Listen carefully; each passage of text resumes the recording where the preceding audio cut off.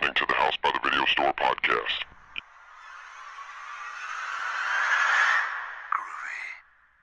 There's no more room in hell. The dead will walk here. We have such sights to show you. I kick ass for the Lord! Great Scott! Get away!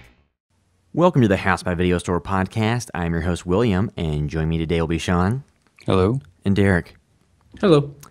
And in this episode, we'll be wrapping up our thoughts on 2015, kind of running through all the big releases that hit during the year, kind of what the general landscape for horror was, how the box office so far has played out, and, just kind of the big horror on television moments.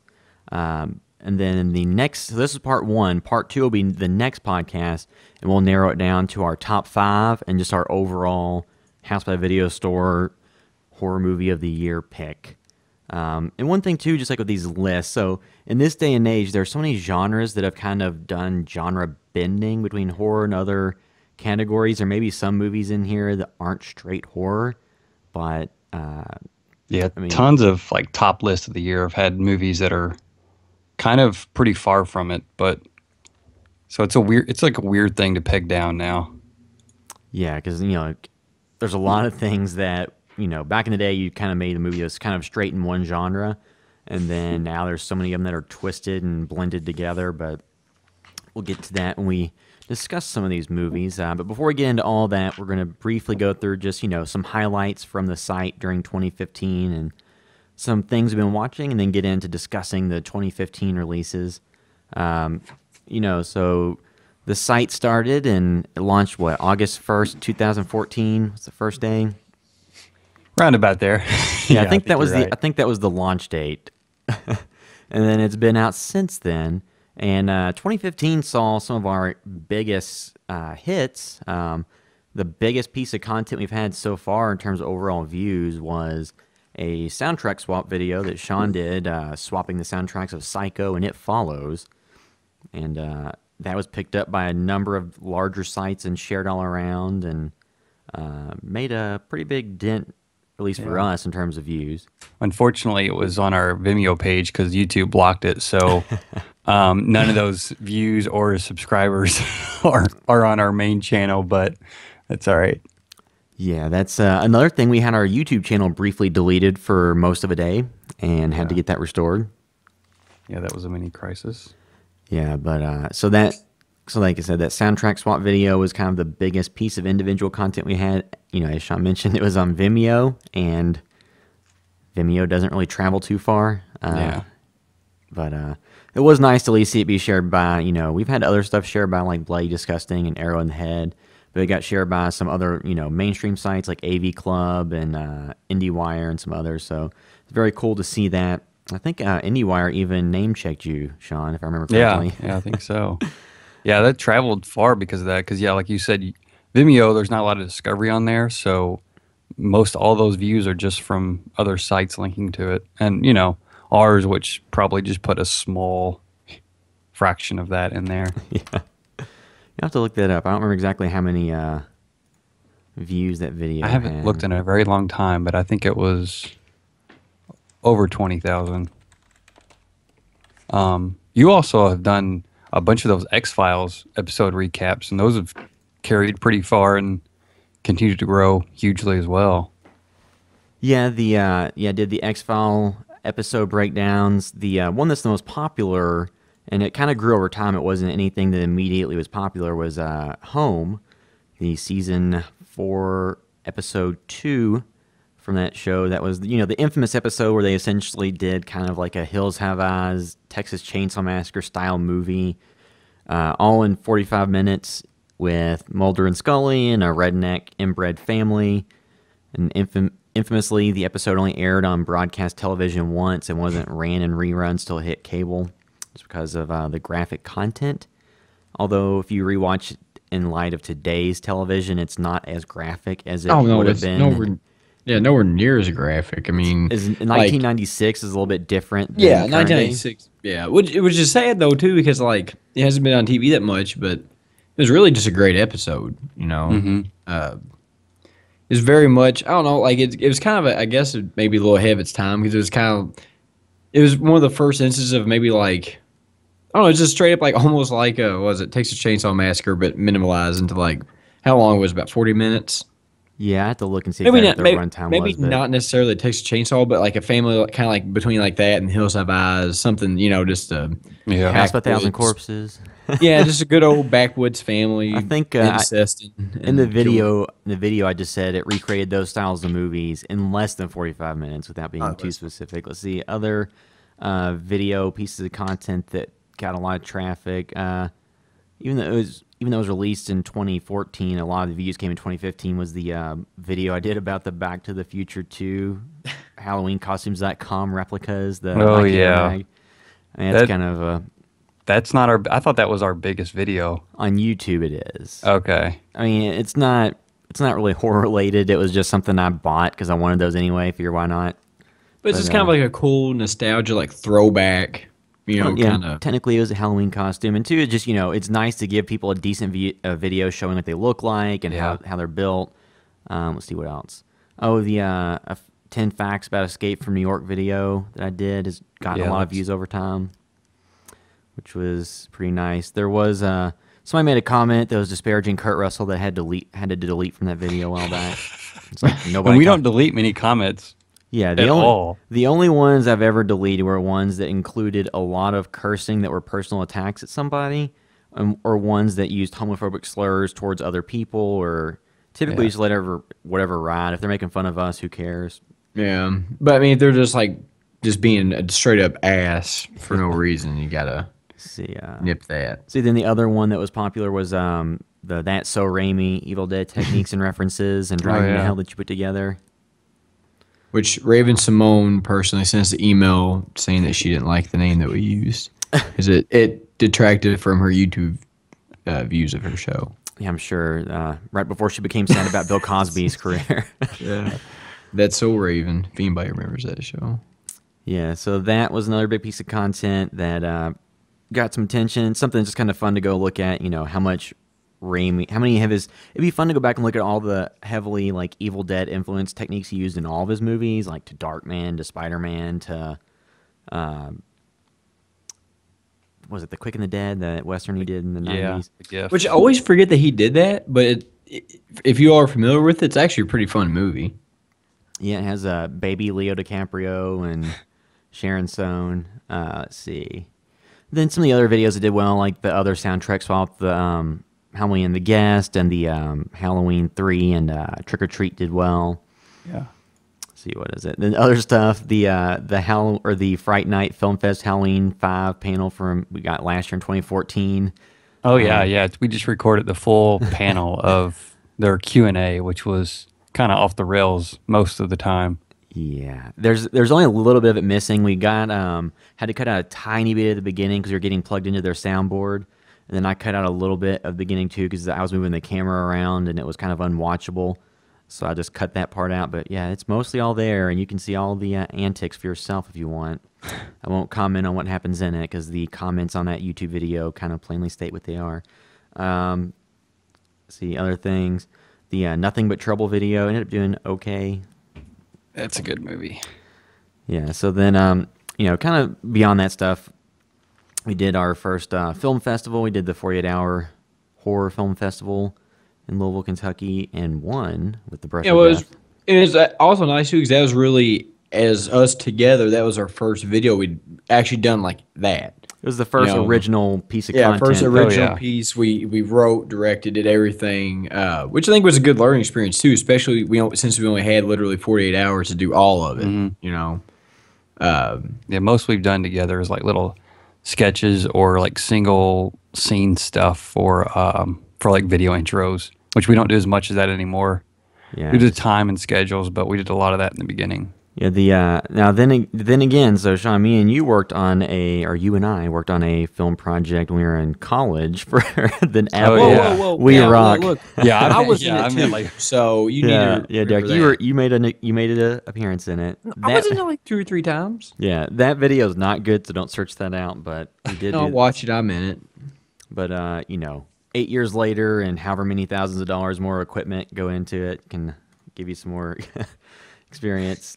And me and William both acted in it, and it's very good. I acted very poorly. Currently, our current projects I've acted in, so Brush with Death and the Thanksgiving thing, I have maybe one line in both, so that's the way it should stay. Yeah, so the Brush with Death is still, it's not completely done. We're going to Filmapalooza in March of 2016 to see what happens at the next level against some of the other horror entries. So, But you can watch it right now on the site. yeah, you can. It's find completed. now. We're just still kind of doing things with it as of now. Yeah, then the other piece of original content we did in the last part of the year was Thanksgiving dinner as directed in the style of Rob Zombie, which is exactly what it sounds like. A masterpiece. Yeah. That was one where it was just a joke that started between Derek and I years ago about how in every movie a character takes some type of object, sticks their tongue through it, and goes, ah, la, la, la. So he just wanted to make the entire thing was crafted around having a scene that featured that. And that's got Corey in it, and I'm in it. Actually, and then Aaron Arnie's in it too, who was on last week's podcast. We talked about Star Wars. That's right. Yeah, I forgot he's in it. Spoiler, he dies. Oh my God. Then it's got our friend Danielle, who may or may not be in something else in the future, depending on what we do. And of course, I'm in it. Yes, then Derek is in it with a beautiful blonde wig.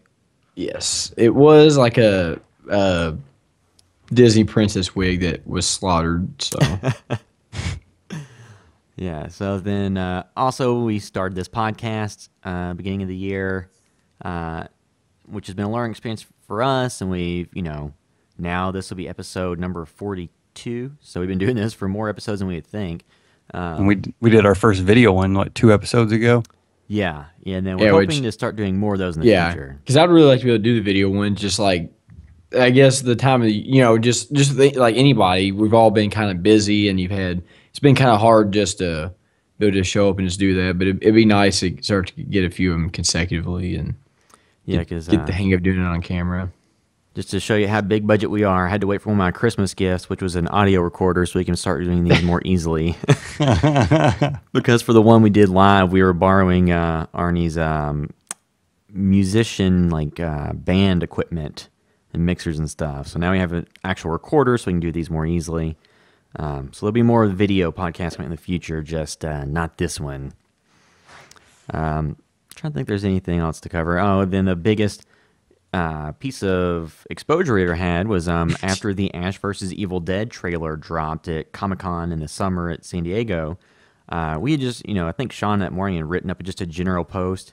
As soon as the trailer dropped, I'd put the link in and posted it to Twitter and Facebook. And that was like the first footage of all of Ash vs. Evil Dead. So people were very hungry for that. And then Bruce Campbell's account retweeted it almost immediately, within 30 seconds of me hitting tweet. It had been retweeted by his account, and people thought we were the exclusive outlet for the trailer, and our site got inundated with traffic and was slowing to a crawl. Everything was operating at 100%. Then we had to have Chad, one of the behind-the-scenes guys. I think he actually, we had no idea that was going to happen. He'd been drinking that night, I think he said, so he's half drunk trying to fix the servers and get it up to speed. And then he couldn't get back into the site because there was so much traffic. And so it was kind of a mess, but it got cleared up. And then that gave us, our most traffic for an individual post. And by far. Yeah, I mean, the soundtrack swap with It Follows and Psycho, I think actually had more views. And that video, they have more views, but they link to the video, not the site. And the way that the way that Vimeo works is it counts the amount of times it was loaded, and then the amount of times it was played. And that video got loaded a couple 100,000 times. Yeah, and then it only got played 23.3 thousand. But so hopefully we can get more stuff going like that in the future. That's big. But that's kind of all the major things that, kind of the signposts for this site this year before we get into discussing some of these movies. So we can also just briefly discuss what we've been watching. So did everybody watch this week's episode of Ash vs. Evil Dead? Yes. Yeah. So not to spoil too much of it, but the end of the season, the last few episodes are the ones where they're at the cabin from the original Ash vs. Evil Dead. Not the actual cabin, but they painstakingly recreated that cabin with almost all the details being the same. Although, of course, some of it doesn't tie exactly into what would have happened at the end of Evil Dead 2 and Army of Darkness, because the cabin could have theoretically got mostly swallowed into the portal, or I don't know. Yeah. Although they kind of had to disavow that aspect of the story just because of them not having the rights to all that, because I believe that Universal still has the rights to the Army of Darkness story. But so there's only one episode left. This was the penultimate episode. And I think this is like the last few episodes in the cabin have kind of gotten closer to what people probably expected out of this show. To me, I do think that in these few episodes, the 30-minute time limit has kind of worked against them. Mm-hmm. Like, I wish these episodes had Things just start to move, and then it's over with. Yeah, I wish that they had been allowed to be longer, like the pilot that was directed by Raimi, where that one was, more like 40, 45 minutes. Like, although they cuts out all the filler and they're not wasting a bunch of time just, walking from point A to point B or going on fetch quest to grab some item. It does seem like once it gets really good, then it's like, boom, next episode, you have to wait a week. Well, I was gone last week. That's why I wasn't on the podcast. I was out of town for work, and so I didn't see last week's episode. And then, like, Christmas was coming, so I didn't have any chance to watch it. So I watched them back to back, which was pretty nice. But I still, I enjoyed them, but I still, I liked the things that happened in the episodes, but I don't know. It didn't happen, I guess, in the best way. You know what I mean? Like, I like the story beats, but it just wasn't, not all of it hit as hard as it could have. But there was definitely some cool stuff. It's more of what I've expected, but now this isn't a spoiler because it's been posted by, in my opinion, it's not a spoiler anymore. It's been posted, or I had an image of it posted by the official Ash vs. Evil Dead account on all forms of social media. So if we're spoiled by this, I'm sorry, but it has been posted by them officially. They killed the cop lady. I cannot think of her name. Mm-hmm. But I do not understand. Officer Fisher. Yeah, they built her character up, and as soon as you get some level of who she actually is, they immediately kill her.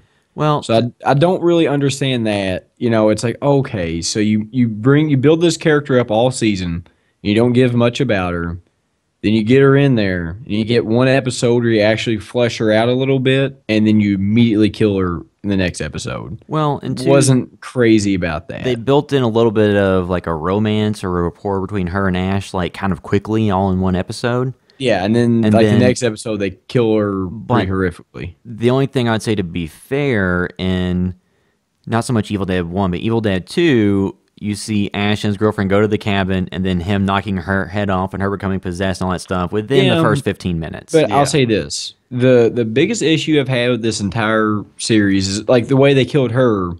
I'm going to compare this to the original Evil Deads. It doesn't fit. Like, the viciousness that was there, I don't particularly care for.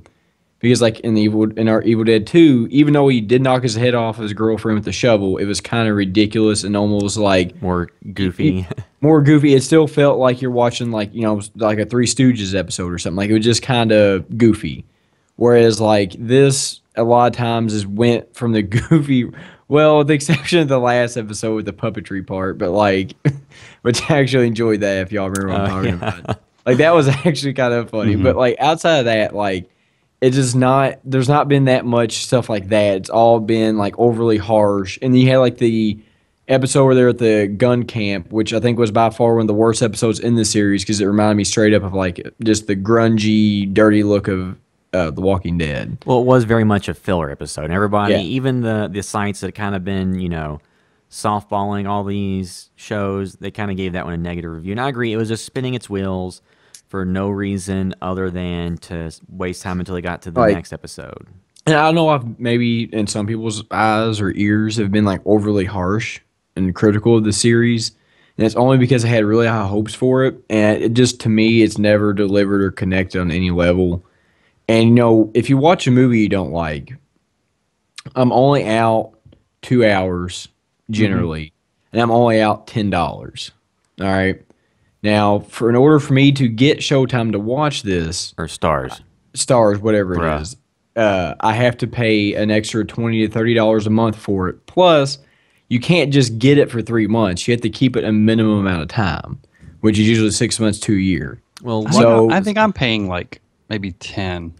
a yeah, for month. me it's like 15, but for general, like if you're just like, since I was a new customer, I got it for 15. Yeah. And like, but if you just like, I think usually it's a little bit more because like you had to add, like through, I have AT&T Uverse, so you had to like work with the packages. But anyway, I'm paying $15 a month for it, so and I had to keep it till my contract ends. but so- one change, Which is for, well, just real fast. Let me say this: it's going to cost me just to watch this series is like $100. Well, that's- because I yeah. have to. So for me, does it warrant? Yeah, for I me totally. to pay $100? Absolutely not. I totally get. See, mine I can drop. I was buying it for this show, and then I can drop it right away.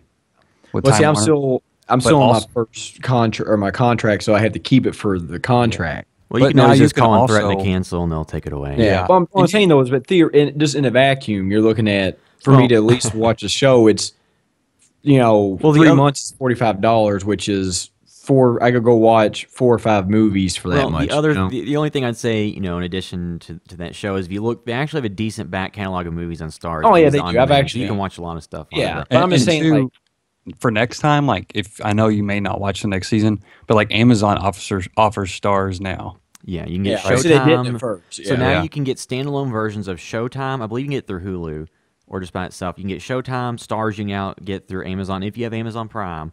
HBO, you can get HBO Now, or and then of course if you don't have it on your cable package. So most things are being able to be purchased without having a subscription. Let's just put it just in a vacuum. My biggest issue is it costs me way more money to watch this TV show than it would cost me to go watch a movie that I didn't like. But You know? why they got that show? For that reason. Yeah, because it's going to cost me way more. It's going to cost the consumer. And this, I'm just not hating on them, but I mean, it just in general, that's my problem when it goes to Stars or HBO. Because, like you said, if you have that Amazon Prime, well, guess what? It costs you $100 a year. So like, while you might use Amazon Prime is more useful though. I'm saying though, it's just kind of disappointing when you go watch stuff like So this you're because looking at it from like a cost. yeah, from a cost, for what I'm paying and what I'm getting, it's not equaling out. Well- Like I said, if I was watching a bad movie, at least it only cost me like $10. Where you watch this, it cost me just in a vacuum. If I just kept it for 3 months, it cost me $45. Well, I think one other Why are you watching shows in a vacuum? Well, what I'm saying, Yeah. just in that, And a just that Dyson idea. and a Roomba riding you with around. nothing else, just it cost me $45 to watch something I didn't like, as Well, opposed to like $10 At in least 2 hours. since we're sharing the same accounts, spoiler alert, we're being cheap. Kinda I'm paying splitting the half cost. of it. Yeah. What I'm But, saying though, it just kind of and a little two, like- disheartening. Yeah. But like in general, I think that Because I go especially- rob somebody and like break in their house every day and watch it for free when it comes on, So, but I still have to think pay for it. so. Like one thing I'll say is I think anytime like we were talking about this with Star Wars, even though it's unrelated, not going into Star Wars, but there's not many times that there is a direct sequel to a property 20, 30 years after the last one was released, and it's ever been good. I can't really think of any, so I think Star Wars Force Awakens was like the first time I can think of there was like a 30-year later sequel that was good, or at least people enjoyed.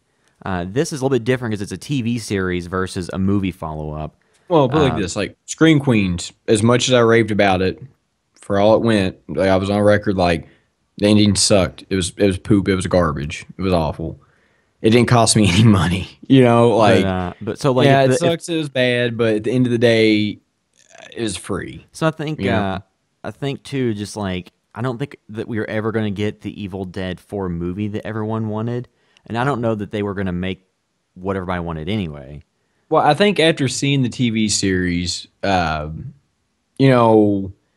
like there's like the cabin episodes have been a lot better. Like they've definitely been more of what I've expected. Like the last episode I liked a lot, but like you all, like I've been saying, you all kept telling me I was wrong. I think that the 30 minutes, because it's not even 30 minutes, it's more like 23, 24 minutes hurts it, because like you said, as soon as the episode gets where it's going, it's over. And then you go to another episode, which takes another half the episode to get some. So you really only get like 12 minutes of actual storytelling. I think like if somebody binge watches this show once the season's done, it'd be a lot different experience.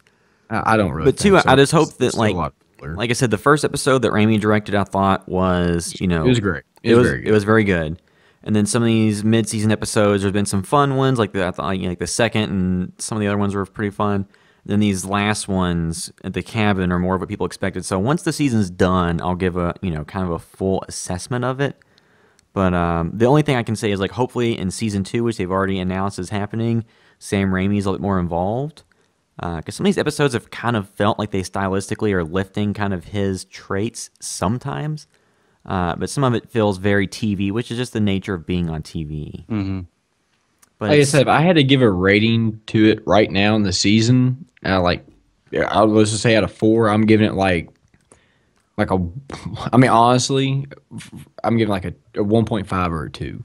Like I've been out of 5. Like I've been very unimpressed with it. Like now if it ends in a way, for given the previews and what I've seen, I don't think that anything's going to change my mind on that. But now it could wow me. well, I mean, I like, just don't see it. thus far, compared to the other horror shows we watch, so definitely better than MTV Scream, although it's really not in the same category of show. Well, also too though, like I think we can. American Horror It was- Stories worse than this. Yeah. Scream Queens, I thought had like 3 or If 4 you had- good episodes, and then it fell completely on its ass on the ending. Well, I agree, but if you had to ask me which one, like if I had to recommend If one you had to tell watch, somebody to spend 15 hours on Scream Queens or 5 hours on Ash vs. Evil Dead, knowing I would Scream Queens ended terribly. I would still have to go with Screen Queens because it's still more enjoyable. Like I've still enjoyed and looked forward to watching the episodes more than I did. Like I don't. Like I kind of, this is almost a chore for me to watch at this point. Like I watch it because we're covering it and because I've paid to watch it. But if it was something else on cable, I wouldn't. Like if it was just a regular broadcast on ABC I wouldn't watch it. Well, I think too, we can kind of wrap this up here in a second. I think it's also just that if you listen to our other podcast, I think it's like number 5, where we discussed the original trilogy of movies. And like I did a video that's the original trilogy and everything you know in less than 5 minutes. Like we're huge fans of this series. So it's always that, ever critical eye of something that you love. Yeah, like I'm not trying to be a downer. Like if somebody's listening to this that hasn't watched it and they want to, And you don't care about the spoilers. yeah, and you don't care about because I'm a person that I don't care about spoilers. The only thing I've ever been picky about on spoilers was the new Star Wars movie, and that's been like the first one in a long time, except for Corey Higdon who spoiled something on it. Anyway, outside of that, like I don't care. But I do think it's kind of good though. I don't know. Like I wouldn't say people not to watch it. I just wouldn't. I would say I would tell them to try to calibrate, pirate it or calibrate your expectations, knowing that it's not a 5-hour movie. It's a 5-hour TV show, which is a big difference. I don't know if it's even a 5. I think I only know if it's actually Okay. Whatever. It's close to 5 hours once you factor in the length of the first episode and the later ones. So, any other final thoughts from you, Sean, before we move on, or? No, we can talk about it more when it ends. But to be honest, you guys talking about, you were comparing it to being much better than some of the other horror shows. Honestly, when I was like trying to think of our top, discussing the top horror movies of the year and stuff. Like, if I'm thinking about the best films of the year, the horror films actually don't rank that high for me. It's, my overall. There's been a few strong ones, but there's been some good horror movies, but for the most part, nothing that has been like anything that there's been a couple that I really like, but there hasn't been something that's hit where it's like, oh man, this is like going to be one of my all-time favorites that I'm going to watch all the time. Yeah. So overall, I true. feel like we've had some strong original horror films this year and some good sequels too, but at the same time, on some level, it's been a little weak, but Ash vs. Evil Dead, it's like because we have that and it's a sequel to the, essentially a sequel that we all wanted forever. Like that is a bright spot in the year for me, even though maybe it's not, it's not a movie. It's not as good as it could have been as far as that. At least we have a show and I think it's good. I'm not saying this because it's bad, but it could have been a lot worse. Like I'm it enjoying definitely could have been a lot worse. the one thing it didn't do, which a lot of these like sequels and follow-ups do, is a lot of times they bastardize the main characters that you care about. So in this one, like I think if you liked the version of Ash that existed in Army of Darkness, although ironically they're not referencing that show that much or that movie that much in the show, that's kind of the version of the character that this very much is. So if you really wanted like Ash from Evil Dead 1 where he doesn't really do much, then this is Then a you're different... disappointed. And then, the end of Evil Dead 2, the Army of Darkness Ash, this is what the character is. If that's what you're down for, I mean, I think, overall it's still gotten very good ratings from critics, although, it really doesn't matter. But like I said, Let me just say this. Like, we'll revisit it next week once we have Yeah. the final episode to kind of bring into context. just wrote my last thought is Bruce Campbell's been awesome in it. I have no issue with anything he's done, and his character's been thoroughly enjoyable the entire season. I just don't always think the episodes went very well, but like his contribution has been great. Yeah. So we need to see Bruce Campbell in some more big projects. Yeah. That's what came out of this is just seeing Bruce Campbell playing other characters other than Ash, because I think it'd be kind of fun. Because I think he's proven with this that he can be a very interesting lead character. So I think we're just going to move now. We're not going to discuss our top 5 yet because we're still working through that. But just this is kind of the landscape of horror in 2015. Like, what were the big movies that came out, and like, what are the movies we all kind of watch? So just quickly, there's some foreign ones and some other ones that we actually none of us got a chance to see, but we try to make sure we hit the ones that, or at least generally, the highest rated or most popular. Yeah, so we're going to try to watch as many as possible between now and next episode to cover everything. And if you have any that, are like, oh, we have to see this. This may, be in contention for, we're going to do a top 5, but even if it's in discussion for maybe like a, top 10 or possibility, shoot us a comment or an email at podcast@housebythevideostore.com or hit us on social media. Just let us know if there's anything on this list that we are severely lacking in. Yeah, so just quickly going through like what the box office performance has been for horror movies so far in 2015. I'm getting this from thenumbers.com, which is actually the source I used for an article I wrote a few months back about horror's box office as of that point in the year. So the number one movie they have right here is Goosebumps, which it's questionable as to whether or not that's a horror movie because it's rated PG. It's kind of an action adventure fantasy type movie, but they have that as number one. They strangely don't have The Visit in this list, which I think would count if they count Goosebumps. So if you're counting that, so it'd be Goosebumps 1 with $78 million. The Visit's number 2 is somewhere around like $65 million. Then you have Insidious Chapter 3 with 52, Poltergeist with 47, Unfriended with 32, Crimson Peak with 31, Sinister 2 with 27 million, The Lazarus Effect with 25 million, The Gallows with 22 million, Paranormal Activity, The Ghost Dimension with 18, which I would assume for them is a huge disappointment based on how big some of the prior sequels have been. Did any of us see that one? I know somebody's seen at least the ones you've mentioned so far. I've seen so on the Paranormal Activity, I've seen all the movies leading up to this newest one, and I haven't watched it yet because it's not on Netflix yet. Yeah, I'm not paying. And you don't want to give them money. Yeah. Good on you. So the next one, It Follows at 14 million, which a lot of people see as like a success based on its like $2 million budget and limited release and all that. So, it made back multiples of its budget, and they had a relatively low marketing budget, so that was one of the ones that people pointed to as an independent success. After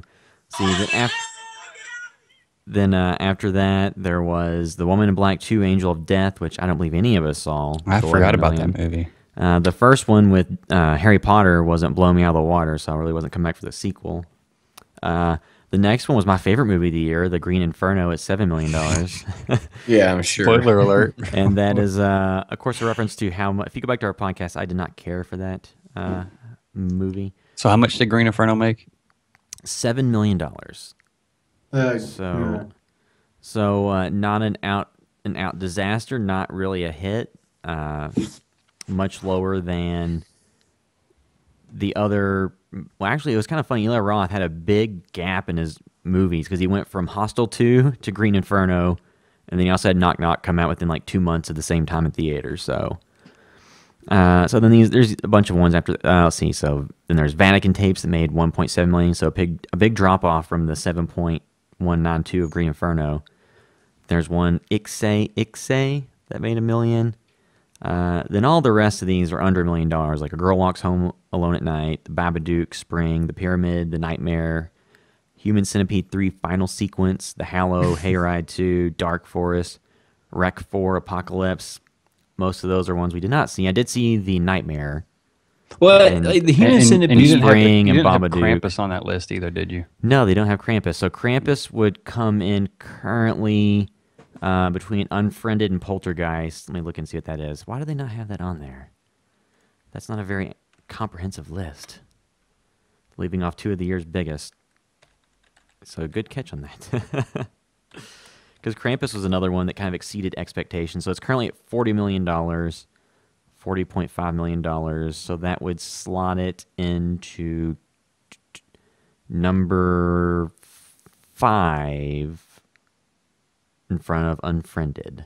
Which I say too, like I loved Krampus, but I would assume since like the Christmas season is pretty much over, that it probably will not be as relevant and probably won't get much higher numbers. Oh yeah, you it's know, not like- going to have much. It's not going to have legs Like, under it after. Yeah, the yeah. I first feel of like the its year. legs are going to be gone now. That Christmas. Well, but season. then again, like based on these other box office totals, 40 to 50 million is a pretty good haul. Oh, for yeah, a it's horror pretty movie. Yeah. And 2, we have to look at the trend of some of these are PG-13. So like Yeah, Krampus another thing too is PG-13. like within the same time period of like those movies coming out, which was in December, which was kind of like a death month, I think, for releasing, because I think you had Hunger Games come out in mid-November, late November, and then you had Star Wars. So it's kind of like you had 2 big movies that come out, and that kind of target most of the audience age numbers anyway. They're going to watch those movies. So I think that for any movie to be somewhat successful for its genre in that time period is a pretty good thing. Well, you I know? mean, I think Krampus had an effective marketing campaign. Yeah, and it did. and It it had, really pushed it on social media. And it had recognizable but not huge A-list stars. Yeah. Who Adam are all- Scott. Yeah, Adam Scott, Tony Collette, David Kenner, all people you've seen in a bunch of stuff. You just may not be aware of who they are, but I think they had that movie had one of the better cast for a horror film this year. Yeah. Then like I said, there's a lot of PG-13 horror, so Krampus, Poltergeist, Insidious Chapter 3, The Lazarus Effect, which I started watching a week or 2 ago, because it's on Netflix now. And then I got halfway through and I was like, I don't want to watch this. Then the other night I was like, you know what? I need to go to sleep. I'll just start where I finished last time. And I finished the movie. And like, I don't understand. Like, I guess the movie made money because it was PG-13. It came out earlier in the year when there wasn't a lot going on. And came out in February. February and January are kind of the dumping months for the movies nobody thinks are going to make money. And I don't know, it's just, to me, it wasn't effective. You saw the trailers for it. You saw 2 of the main I think like the 5 main characters, you see how 2 of them die. And there was a good idea there. They just didn't take advantage of it. Well, just real quick, just kind of touch on this just a tad bit, not a full-blown discussion. It's funny that you talked about that, about the trailer, because I feel like a lot of movies have done that. What was it? Insidious Chapter 3 was very bad about that. Yeah, I You did know? not watch the trailer till after seeing the movie. Yeah, which was good Yeah. because after watching the trailer. movie, you realize how much that it gave away, you know. Because these days, if I'm in on a movie and I know I'm going to see it, I try to avoid the trailer for it because so many trailers are cut in a way that give you half of the story. Yeah, which I don't understand. Like, why do you want to do that? Even, Like, a trailer should get you pumped about the movie or interested. It should not give you away, like, the crucial plot twist. Even like Crimson Peak was a movie that the trailer didn't really give much away, but it did have scenes in it from from later parts of the movie, which I was like, please stop doing this. Luckily, like, some of the movies I think like It Follows had pretty good trailers, didn't really, ruin too much for you. Here's what we need to do when we make a feature, and if it's a a slasher type film where a bunch of people die, it may be false advertisement, but let's shoot specific kill scenes for characters that aren't even in the movie Yeah. for Yeah. the trailer. Yeah, and then that's- everybody wins. Maybe we can recreate the kill scene so it's exactly how it happens. It just replaces the bodies. Yeah. We'll put that in the marketing budget. Yeah, there have been people before that made sequences that were just like tone setting for a movie yeah. and not really from the movie, and that makes some people very angry. Yeah. Or like movies that have things in the trailer that aren't in the finished product. But yeah, so that was kind of the box office outlook, and now I can just kind of go through just the list of movies that at least one person on the site has seen that will be kind of in contention for, considered for our top 5. I'm just kind of going through this list here in no specific order. The Final Girls, which was the kind of comedy summer camp slasher parody movie. We Are Still Here, which was kind of a ghost house movie. What We Do in the Shadows, which was kind of like a mockumentary about vampires, or vampers as they're called in the South. A Girl Walks Home Alone at Night, which was kind of a art house vampire film, another vampire. Bone Tomahawks with Kurt Russell, the Western that's not Hateful Eight that he's in. We're in Kentucky, by the way, if you guys haven't noticed. Yeah. Deathgasm, which was the heavy metal New Zealand film, I believe. Yeah. It Follows, which I'm sure you've heard of. Spring, which was the kind of werewolf movie. Well, it's creature. It's a creature feature. Feature. Yeah, it's not really werewolf, but it's a romance film also. A little bit like Crimson Peak, where it has this romance element, but also another horror kind of side element, or it's part of it too. But yeah. I will say that like Crimson Peak was one where I think the trailers missold the movie as what it was, which kind of caused it to not do as well at the box office as it could have. If they had targeted the right audience, I think it could have made a lot more money and been at the top of that list of horror movies. But they kind of sold it more like a traditional, just like haunted house horror movie. That'll be a fun one to talk about because I saw that one much later, so I kind of had perspective on actually what it was. Yeah, I mean, I kind of knew what it was just based on the stuff Guillermo del Toro had said, but the audience that I was there with had not known what it was supposed to be. Let's see. So, Insidious Chapter 3, which is the third movie in the Insidious series, but a prequel to the prior 2 movies, going into the background of Lynn Shaye's character and her ghost, not busting, inspecting team. They're Ghostbusters.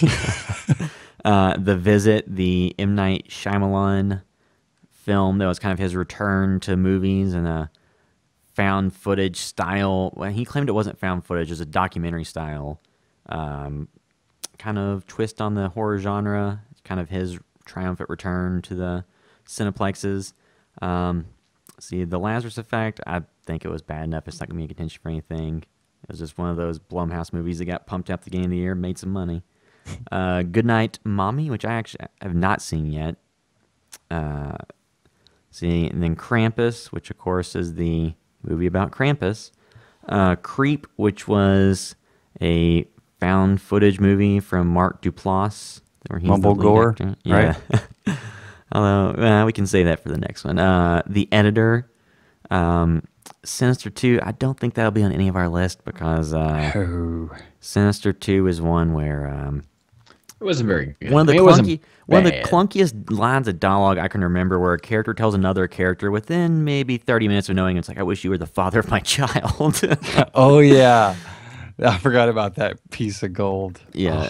See, now that might be my favorite movie of the year. Now that you reminded me of that. So then we got the Poltergeist remake. Once again, a movie I don't think will be ending up on our top 5 list, mostly because it may be on our worst of list. It was kind of a toothless remake that had a good cast, but no scares, none of the feeling of the original. Pretty much just felt like a payday for him. It didn't really feel like anything other than that. I mean, there could have been like pressure from the studio or something that caused it, but be interesting to see. So Tales of Halloween, which was the anthology that had 10 entries in it of different stories.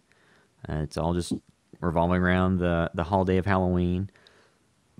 Goosebumps, that's one we're kind of going back and forth on. Should that be included or not? Is it really horror? But I stuck it on there because just the roots of it. We're horror kids. Horror books for kids. I mean, stuff like Creep and What We Do in the Shadows is on there. I mean,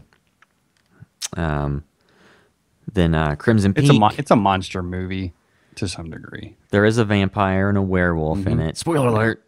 And some other creatures. And a doll that's alive. All the staples. Slappy. He does not slap anyone off, though. Crimson Peak, which is the Guillermo del Toro movie, which I don't really think it's kind of just a gothic romance with some gore in it. Another movie, like I mentioned earlier, that I doubt will be on our list is The Green Inferno, the Eli Roth cannibal movie. That was his homage to things like Cannibal Holocaust and other movies of that era. Unfriended, which was kind of a movie that takes place on a laptop screen. That is, I've seen some people really hate this, but I thought it was kind of a interesting take on the found footage genre by having all be through Skype windows and Facebook and talking to the current teens as to how they communicate with people. The Nightmare, which was a documentary that had recreations of sleep paralysis in it.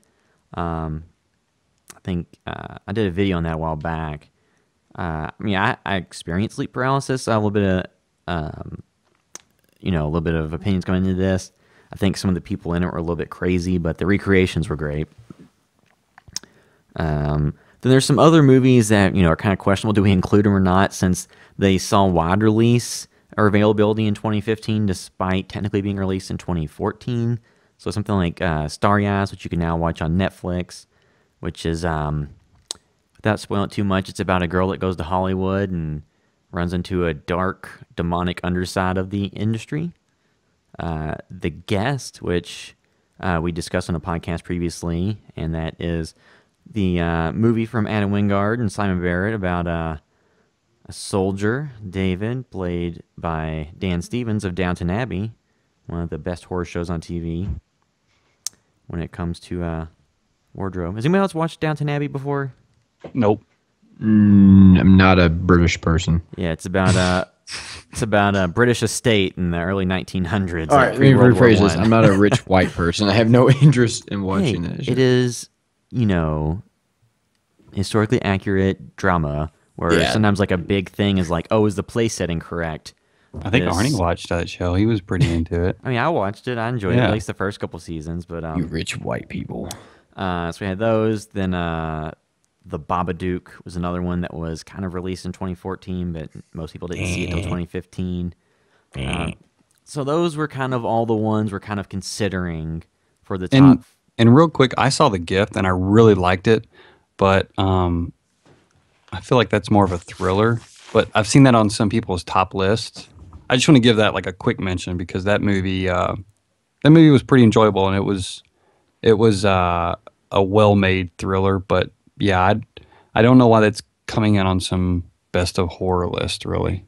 Yeah, so like you said, there's some other movies that we might talk about that won't. I don't know if it'll end up in the list or not. Of course, Mad Max Fury Road is one of the big releases, one of the most surprising movies of the year. Once again, like a direct sequel, kind of, multiple years after the fact that turned out really well. Yeah. Just a little bit different than Star Wars because it's not really the same cast. They recast some of the roles, and the timeline of it's a bit fuzzy. Not that it's ever mattered in those other movies, but aside from the original Mad Max takes place before Road Warriors, the only timeline that really matters. Mm-hmm. Then Ex Machina, something we'll probably talk but he about. does. This is stupid, but his arm gets ran over and his jacket gets ripped. I think he has the same jacket in this movie. Yeah. Was that in the first one then? That did happen at the end of the first one, didn't it? It happened in the first one, and yeah, then that's right. in the Road Warrior, it was torn, correct. And so once again, it's kind of hard to tell the timeline of it. Not that it really matters or that they've talked about that much, but Ex Machina is a movie that we'll probably discuss, which I'm about to watch. Snowpiercer, which is the first American movie by Bong Joon-ho. Yes, yeah. With Chris Evans, who's Captain America. Once like I said, is it still on Netflix? I know it was for a while. I think it still is. I don't know. But it's definitely a movie you need to watch because you'll never think of Chris Evans the same.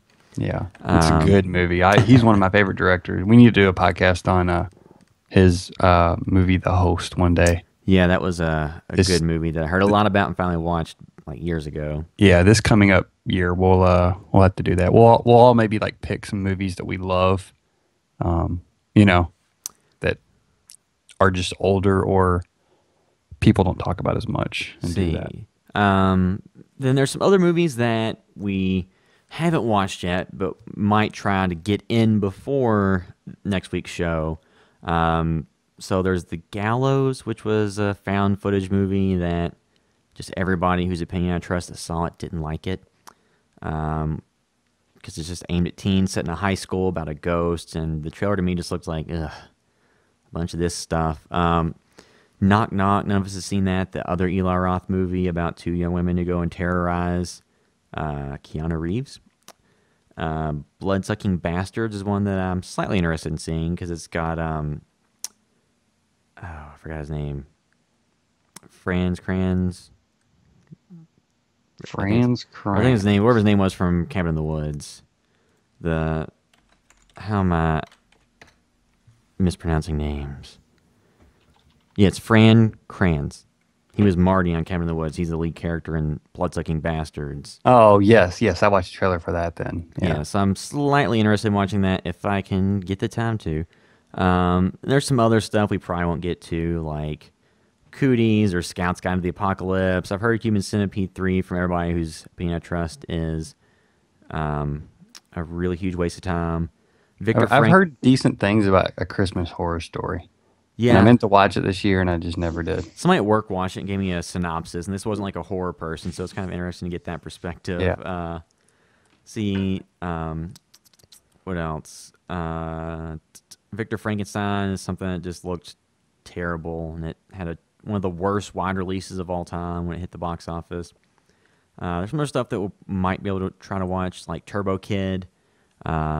I know Wormwood. I've heard other people talk about that. It's on Netflix, kind of like a dystopian future movie from what I heard. I try not to learn too much about stuff that I'm interested in seeing. Yeah.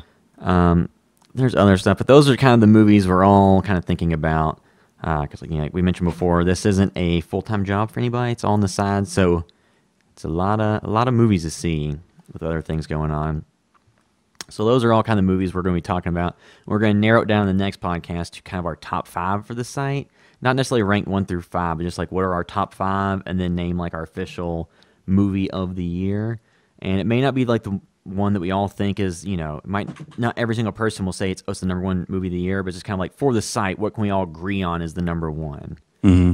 Just because there's a lot of stuff out there, and a lot of these movies too. So a lot of these are theatrical releases, but some of these you didn't hear on the box office list because they were, direct to video. Like Bone Tomahawk was something that wasn't a big theatrical release; it was to video. A lot of these other ones, like The Babadook, was one that was more probably seen on Netflix than any type of theatrical release or on DVD. Same with Creep. That hit Netflix like first, right? Yeah, Creep wasn't in theaters. It hit Netflix and iTunes, I believe, on the same day. Something like The Guest was a very limited release. When I watched it the first time, I got it through Amazon Instant Video, like back at January 6th or 2nd or something, 2015. And then it later became available via Netflix for everybody. Once again, like The Green Inferno is a movie that sat for almost 2 years on the shelf before it got distributed in theaters. So, a lot of these movies in this day and age can hit via video-on-demand services and have a pretty big impact compared, even Christie was something that we watched back around Thanksgiving that hit Netflix because that was a movie that didn't really get any type of theatrical release that I'd heard of. And just a lot of these horror movies can actually find a decent audience these days without going to theaters and getting a huge push behind them. Yeah, I just wonder, I would like to see what the financial how much money they make is to going straight to Netflix and stuff. Yeah, because I feel like I've heard that's not a great deal for a lot of the filmmakers. Well, if you're if you're Kevin Spacey and Aziz Ansari and all these big name people, if you're making like original content for them, I'm sure that does pretty well. If you're Marvel with Jessica Jones and Daredevil, like if you're a big name person, I'm assuming you can get some pretty financially suitable terms because so many people are doing that, going the direct to internet crowd route. Because there's some other content on Hulu, although none of it's really horror or anything like that. And but there are people who release things directly through Amazon Video and all these video on demand services. It'll be something to look for how that continues to shift in the future, if it's lucrative enough, or if it all has to be like $2 million budget or lower movies for it to even make financial sense. And it's kind of funny to look through some of these lists and see something like It Follows costs reportedly $2 million to make, to compare it to some of these other movies that cost way more. And you're like, where did that money go? But something like The Visit, the M. Night Shyamalan Return, that was only like a $5 million budget. Yeah. So a lot of these movies, it'll be just interesting to see how things shake out with video on demand, and you got platforms like Vudu and Amazon, iTunes, and even Redbox. Yeah, people do It's still a watch big Redbox. business.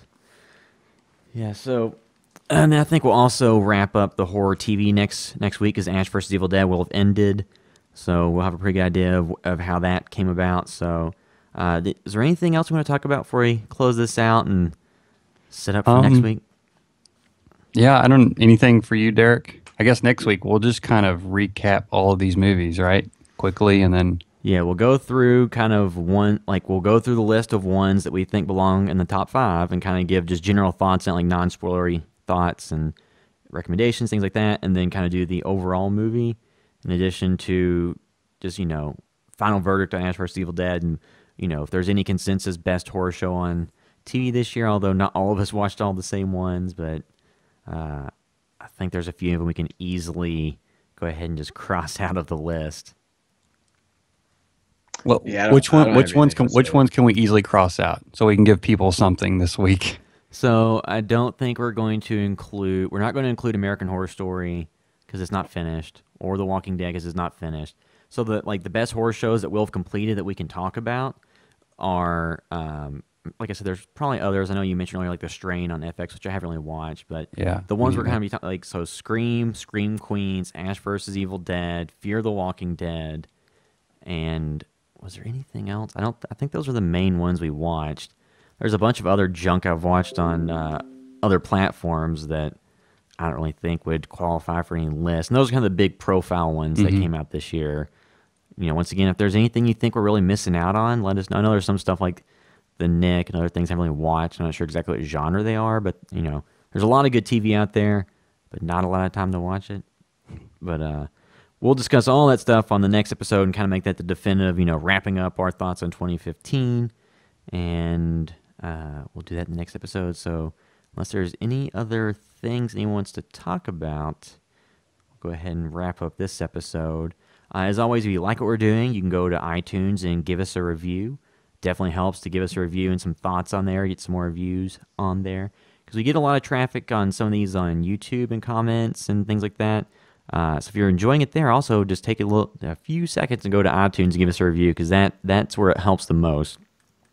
And as always, you can find all the work we're doing at housebythevideostore.com and find links to all of our social media accounts.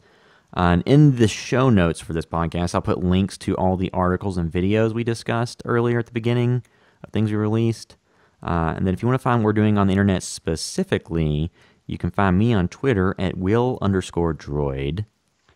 I'm at Blevin Sean, and I also want to say real quick, we're wrapping this episode up at under an hour because we are out of server space for our podcast. So if you want to donate to our Patreon to help us out with that, it's patreon.com/HBTVS. There's a banner to it on the site as well. Yeah, so next week we'll have from some more free space, so our podcast will be much bigger and more encompassing. But that's why we're keeping this short, and how you can help us keep them longer if you want to. Yeah, because we've been running long on a lot of them, and our hosting plan, typically we're fine, but this month, with the way it fell, there were 5 releases versus 4, so we're running tight on space. Alrighty, Derek, where can they find you? You can find me on the Instagram at MetaWorldDerek. It's METTA World Derek, DREK. Because it was META, but I changed it to METTA because I think that's the correct spelling of the word meta. Yes. I don't know. Yes. So Meta is in Meta World Peace, the former Los Angeles Lakers player run our test, not Meta is in like, oh, this is an inside joke about an inside joke. No, yeah, it's about, I mean, it kind of is about Meta World Peace, but I don't know. Yeah. All right. Not really. I just liked it. So that will bring this episode of the House by Video Store podcast to a close. Thanks for listening. House by the Video